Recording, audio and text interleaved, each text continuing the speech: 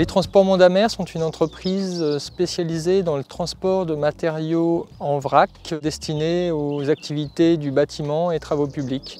On a aussi une activité de transport d'engins. Mes clients sont assez diversifiés, ça va du grand groupe de travaux publics aux petits artisans carreleurs ou maçons. Et on a aussi une petite activité négoce avec les particuliers.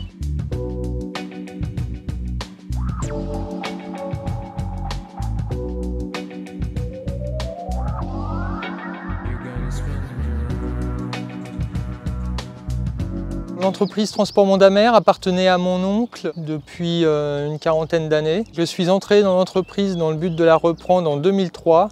J'ai eu au départ une activité de chauffeur, puis après avoir passé l'attestation de capacité, j'ai repris la gérance en 2006. Alors j'ai pris surtout pour exemple mon oncle et son fonctionnement. Je suis parti avec le même nombre de chauffeurs dans un premier temps, puis après on s'est développé gentiment.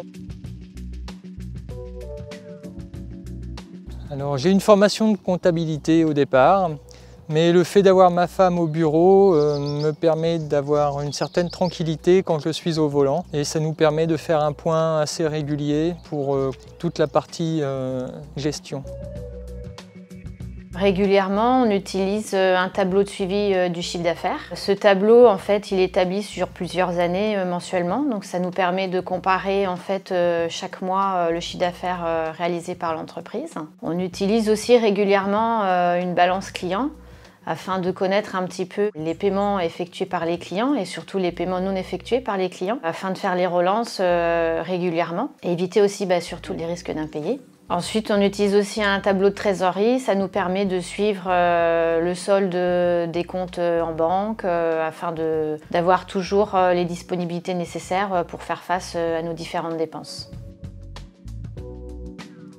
On a un point régulier avec la comptable lors de la déclaration de TVA. Du coup, ça permet de faire un point sur l'activité. De plus, nous nous rencontrons avec l'expert comptable et la comptable une fois en milieu d'année pour faire un point plus profond sur nos chiffres comptables et avoir un suivi de l'activité de l'entreprise et éventuellement les dérives qu'il pourrait y avoir. Donc Monsieur Estève a un parcours assez atypique. Il était associé avec son oncle dans son entreprise. Il y a eu un rachat de parts. J'ai vu son évolution au sein de l'entreprise année par année. Son évolution, sa manière de voir les choses, sa manière de gérer son entreprise. Il sait interpréter les chiffres, il sait utiliser les chiffres pour prendre des décisions.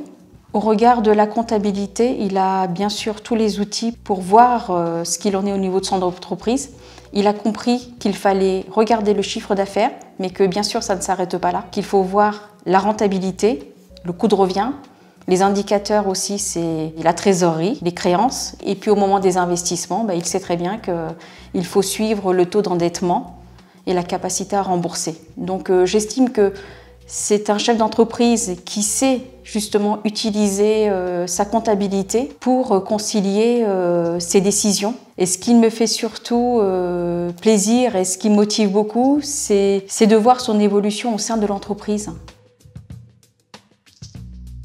Pour moi, le point le plus important, c'est le calcul du prix de revient. Je pense que si au départ, on ne s'est pas trompé dans notre prix de revient, ça nous permet de vendre au juste prix, on peut dire, et où on est sûr de ne pas perdre d'argent quand on va sortir le camion pour effectuer une livraison.